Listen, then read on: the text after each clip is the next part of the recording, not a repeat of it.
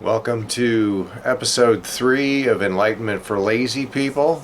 We're going to have a conversation about love. Seems like a good thing to talk about. Certainly can't be a negative, right?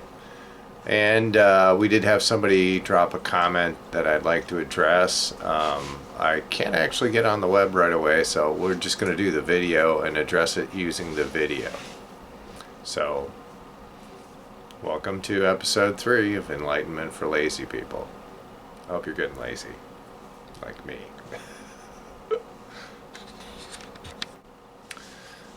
Quick update. I have done some upgrades on the audio system. So the new hypnosis will be much higher quality. We have changed from just using a standard microphone to a real microphone, and we're found a way to get some background music into the thing, so it should be a little deeper trance than normal. So we're going to push this thing to a very, very deep trance. And again, we're going to be covering the reviews in A Course in Miracles workbook for students. So the topic for today is going to be, I'm not going to get the whiteboard back out again and show you the way that the subconscious mind sets up the library of your emotional memories. I'm just going to talk about first, The Course in Miracles talks about how you really only have two emotions, love and fear. And one side, the fear side, is the ego side, and the other side, the love side, is the true self side of the mind. Now, if you look at go back to episode number 1 and you look at how I set up the library of associative memory or emotional memories, you'll see that there's only two what I call emotional outcomes, or variances of the emotional outcomes of feeling something.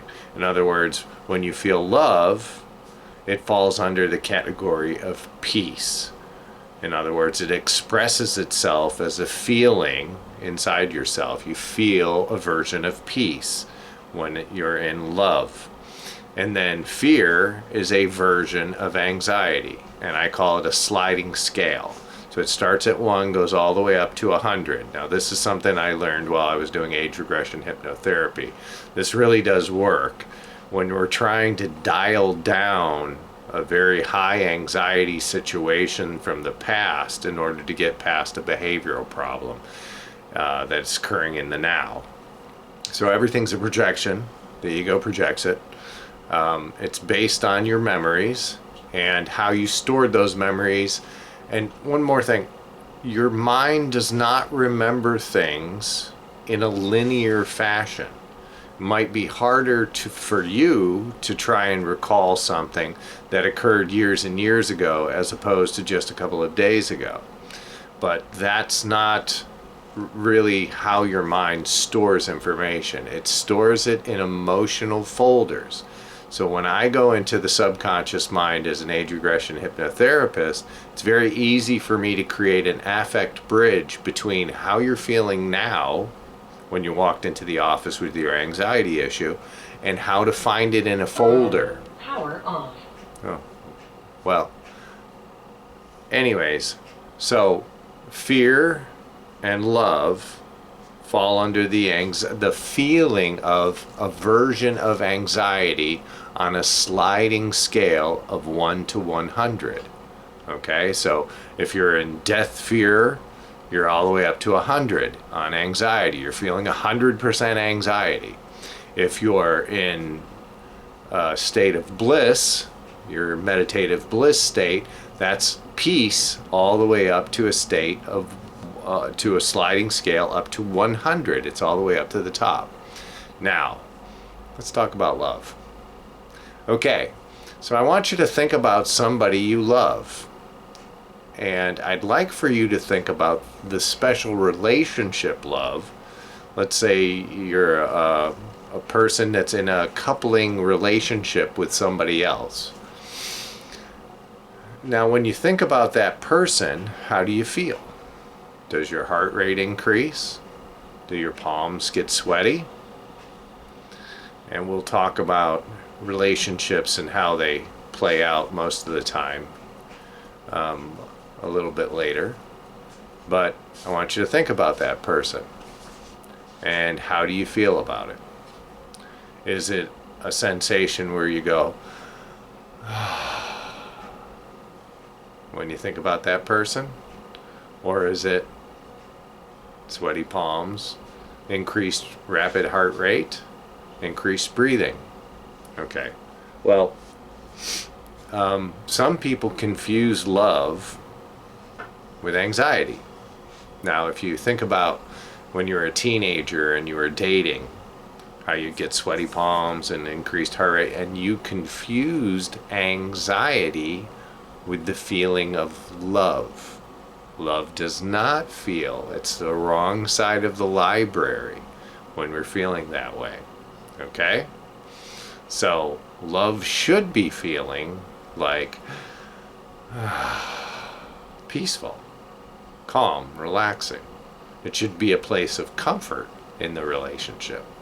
If you're not in that place of comfort and instead you're in a constant grinding situation, you might want to reconsider how you're approaching your relationship, especially a special relationship that's that close.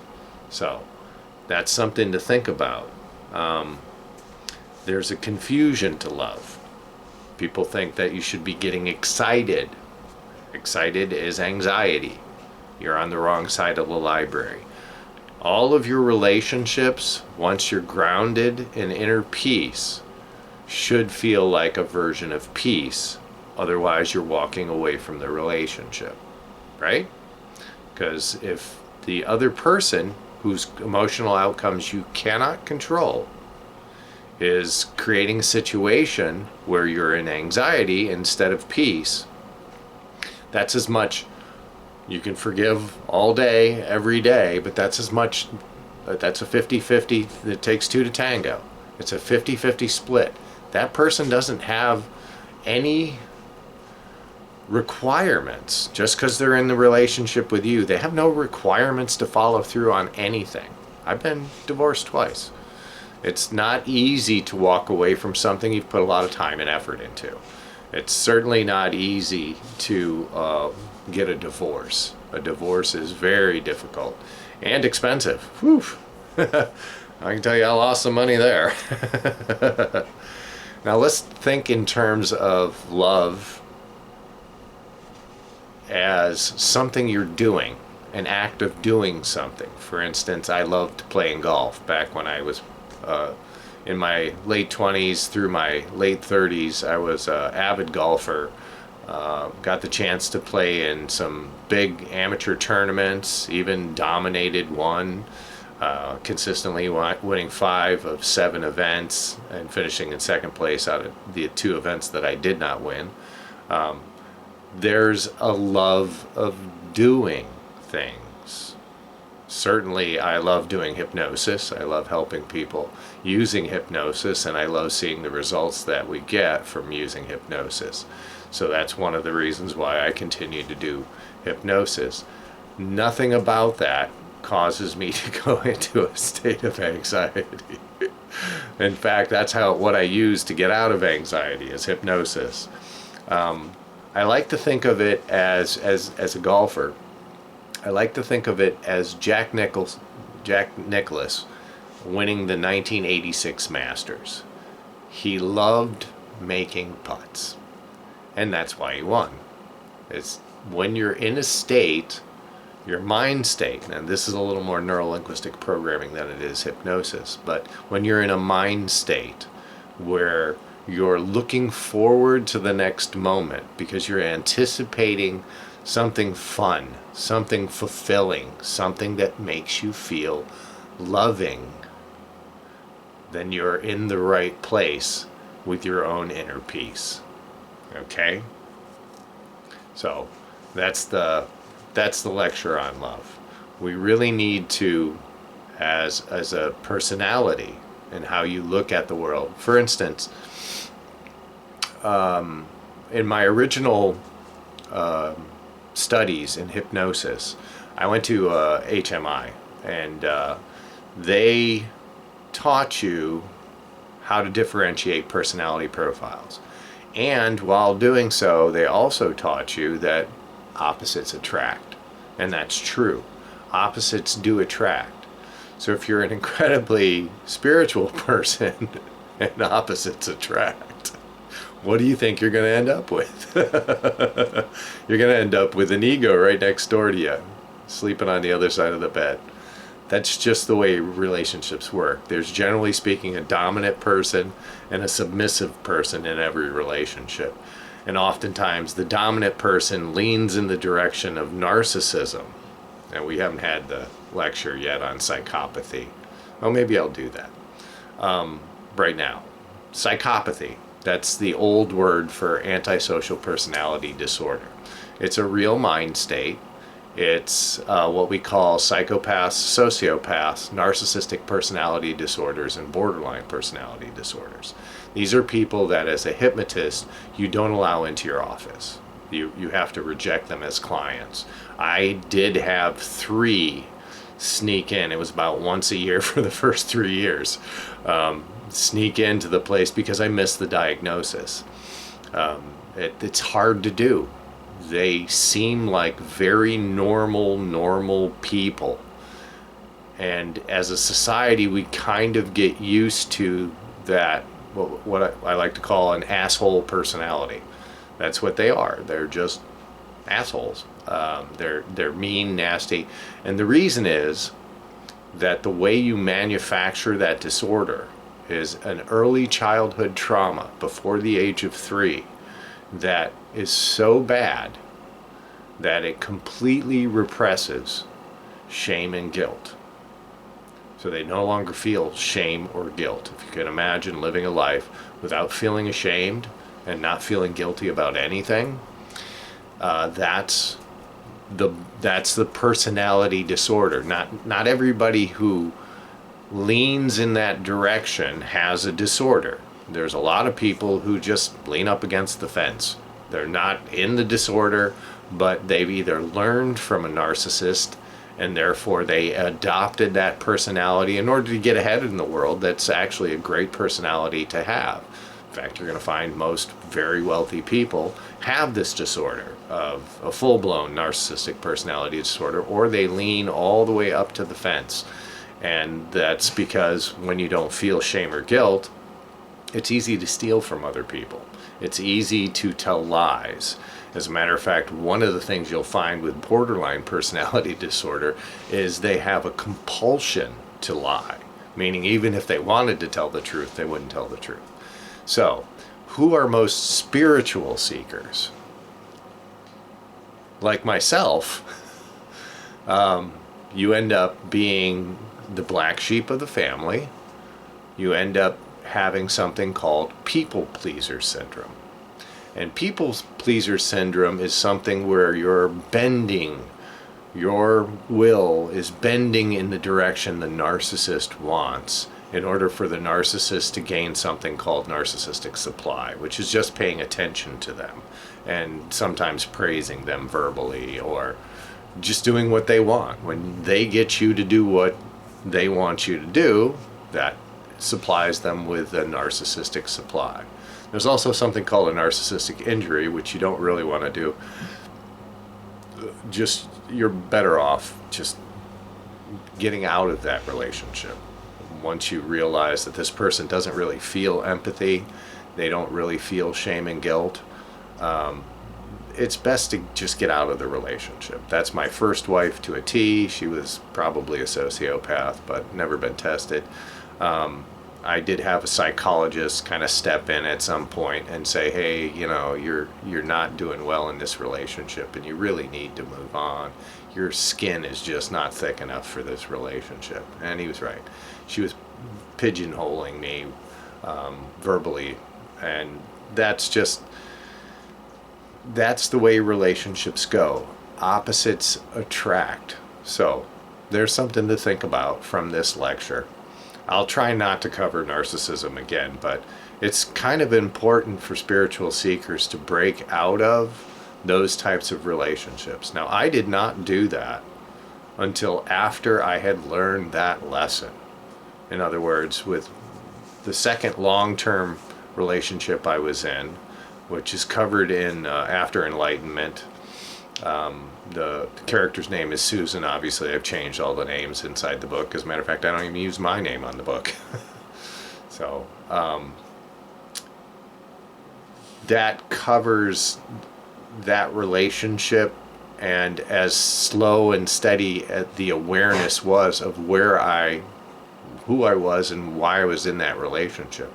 Once I realized I was in this relationship again with another person who was deeply... Anybody who's got alcoholism or drug problems has a narcissistic type personality. It doesn't mean they have narcissistic personality disorder, but they're leaning up against the fence.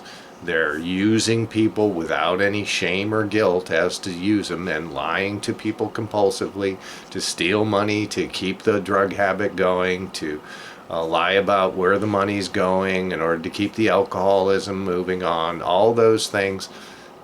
I'm not saying you're not forgiving them, but remember what true forgiveness actually is and what true empathy actually is. You're better off abandoning the person, even though that's going to crush them. That crushing of their personality is a necessary step for their spiritual journey. In other words, the alcoholic has to wake up in the ditch before they decide to help themselves out. You can't force that. The best thing you can do is distance yourself from the situation. Get as far away as possible.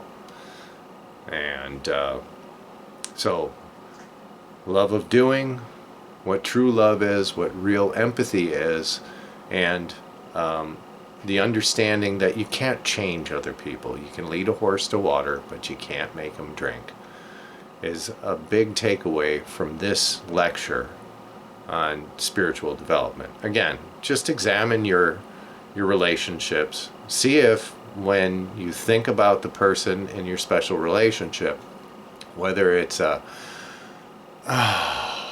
situation, or is it sweaty palms, raised heartbeat, anxiety?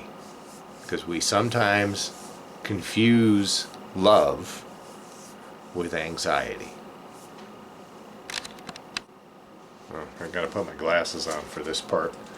So there was a comment left underneath the last video, episode 2, from Sam McVie, and I'm just going to do a quick summary of what he was talking about. He says that he's feeling like he's in a state of awareness. He's the type of awareness that Eckhart Tolle talks about, where you're in the moment now.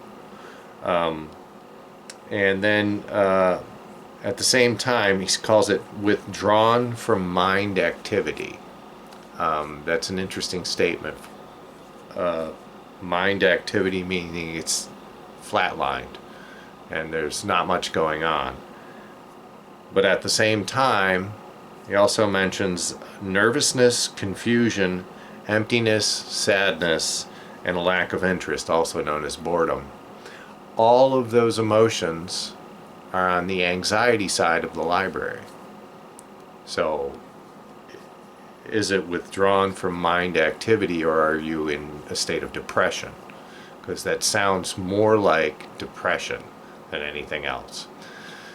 Now, there are plenty of very good hypnotists who give, if you just go through YouTube, search hypnosis for depression, and use one of their videos, Sam, use one of their videos to help you out with this situation, because you are not in the moment now if you're in the anxiety part of your emotional library. And clearly you're in the anxiety side of your library. It may be dialed way, way down so that you almost don't feel anything. But that's also part of a defense mechanism that your ego is going to use in order to get you to stay there. It wants you to stay in that side of the library. So, you mentioned in here you try to fight it using distractions. Distractions is another linguistic tool that you just use to describe depression. Depression, you're trying to get your mind off of the obviously stuck in anxiety part of your mind. Now, you want to feel more joy. That's what hypnosis can do for you. I don't have one out for depression. I don't do that right now. I might do one in the future, but it clearly seems to me that you need something right now.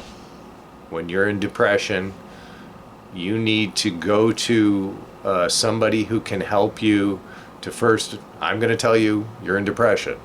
Okay, so swallow that pill. I've been there. A lot of people have been there. Anxiety nowadays, it's just raging. The ego is clawing for every last inch of control over the mind of the Son of God, and he's losing control rapidly. We're very close to the end of the dream. And then one of the things you also mentioned is you like to listen to Eckhart Tolle, but you're not as interested in A Course in Miracles yet. Okay, everything Eckhart Tolle teaches is from A Course in Miracles. He's a former teacher of A Course in Miracles. His awareness, his awakening came from A Course in Miracles. So, no, if you're listening to Eckhart Tolle, you're a fan of A Course in Miracles. I'm sorry to spring that on you. But just like Gary Renard wrote a book called Disappearance of the Universe, that's based in A Course in Miracles. Everything that Eckhart does is based in A Course in Miracles. He just doesn't give it credit. And when it comes to picking a teacher, try not to go for the guys who are wearing uniforms. It's a dead giveaway that they're trying to brand themselves as something. Okay? Why did Eckhart not come out and say that essentially the moment now comes from chapter 11 of A Course in Miracles textbook, where it constantly says now in italics, now, the power of now. Now he literally took that right out of the book. And if you've read A Course in Miracles text, you clearly understand everything that Eckhart talks about. He's reformulated the message. He's squeezed it down to make it like a pill, easy to take. And it doesn't cover the entire thing. So if you are somebody out there who likes Eckhart Tolle and the way Eckhart teaches, he's a great speaker. He has a wonderful message, but it's a pill version of A Course in Miracles. And if you want more out of Eckhart's message, you're better off just getting, A Course in Miracles. So this is my text. Here, you can see it's full of notes and stuff, and I've got it all marked up, and I'm worn the edge off here from carrying it around and always having it. But this is much bigger and a better understanding if you can just bear down, make a commitment, read the text, and then when you finish with the text, which is the basis for the lessons, then go ahead and start doing the lessons. Most people start on January 1st. I actually started on December 21st, 2011, so that I would end on the day that the Mayan calendar ended, which is December 21st, 2012. I never made it. I achieved revelation in early summer, I think. I'm not exactly sure when it happened, and I'm not really sure about space and time since then. But that's probably the best way to go about things. So the power of now actually comes from A Course in Miracles. Eckhart was a teacher of A Course in Miracles. He separated himself from A Course in Miracles. I too would rather not throw a leash on A Course in Miracles as a publication And I tend to separate myself from the publishing aspect of A Course in Miracles because, well, there's a need for forgiveness. There's an obvious call for love coming from that part of A Course in Miracles and its teachings. There's a few people out there that are trying to use A Course in Miracles as a kind of a cult thing to bring people in. Obviously, I'm not doing that. I'm just doing some hypnosis because I understand how the subconscious mind works and how the ego or the critical factor rejects information from a conscious perspective. So you're not going to get, if you sit there and read, it's a good thing to do. Some of it's going to get absorbed. That's why you can read the text 100 times and get different messages out of it every time. And that's because your mind, your ego, will automatically reject the information, even if the ego weren't real. The way the human mind is built, it rejects information that doesn't fit with what its current programming is. So if your current programming is, I don't accept this word Jesus, when it comes up, you're going to reject it. And that's just what the way the human mind is made. That's why we use hypnosis. Now, in terms of hypnosis versus psychotherapy, there's a very famous study. I don't know exactly when it was done, but I used it in 2006 as an advertising tool for my hypnotherapy business. It's a real survey that actually studied the differences between the various psychotherapies that are out there. And most psychotherapies don't do better than 50% improvement for that person. So that person goes into psychotherapy. First and foremost, you're going to spend 6 months just building rapport with your psychotherapist, where a hypnotist is 15 minutes.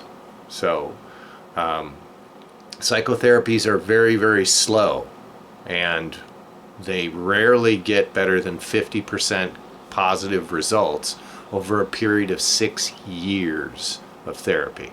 So you're not going to make a lot of progress. You're not going to get things done real well using the conscious mind because of the rejection factor. However, hypnosis is 93.7% successful over just 6 sessions. That's 6 weeks. That's it. And the reason that is because we just bypass the critical factor. We bypass the filter of the ego and go right into the subconscious mind and just plug the information in. And a good hypnotherapist will probably do age regression. You start off your therapy session with neuro-linguistic programming, NLP, and that's because that sets up the hypnotherapy. And then age regression hypnotherapy, there's no one better than Calvin D. Banyan. Probably has more awards from the Hypnotist Guild and anybody ever. I think they made up awards just to give him more because his idea, 5-path age regression hypnotherapy program, is brilliant. It works so easy. Even I could do it. That's how easy it was.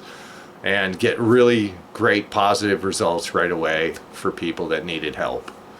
And I guess that's going to be it. So Sam, I hope that answers your questions and your understanding. I do want you to remember to go and see if you can find somebody on YouTube to listen to their hypnosis for depression. And if that doesn't give you kind of results right away, I highly recommend you go on the internet and look to see if there's a hypnotherapist, specifically a 5-path hypnotherapist, age regression hypnotherapist in your area, and go see him. It's worth the money. It's definitely worth the money, and most don't charge more than $100, $150 a session. It might be up to $200. But it's worth it. It's absolutely worth it. Most people don't need more than 3 sessions. It'll get fixed. And that's the thing. You want to get on your spiritual path. You want to be able to remove the hurdles that are in your way. They're all ego hurdles. That's why I found you on the anxiety side of the library. But go out and get yourself a good hypnotist. We're all trained the same. We all do the same things. There's different approaches and different personalities to the people, but we all do the same thing. We just want to get past that ego filter and fix the problems in the subconscious mind, in the library of the associative memory.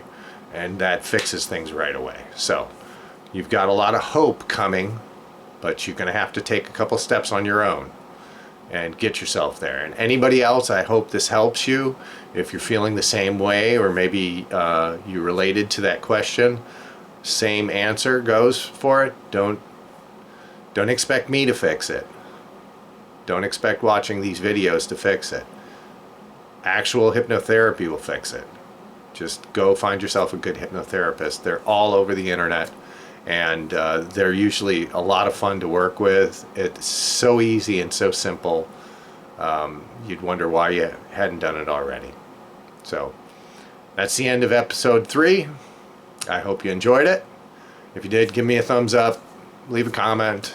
Anybody else who has any questions, if you want to see the model of the mind again, I'd rather not pull out the grease board and do that again. But I know it was very brief. That's normally a 2-hour lecture.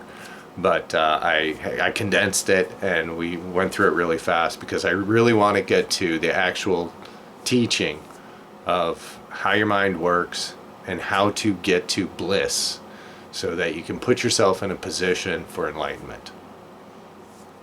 See you in the next one.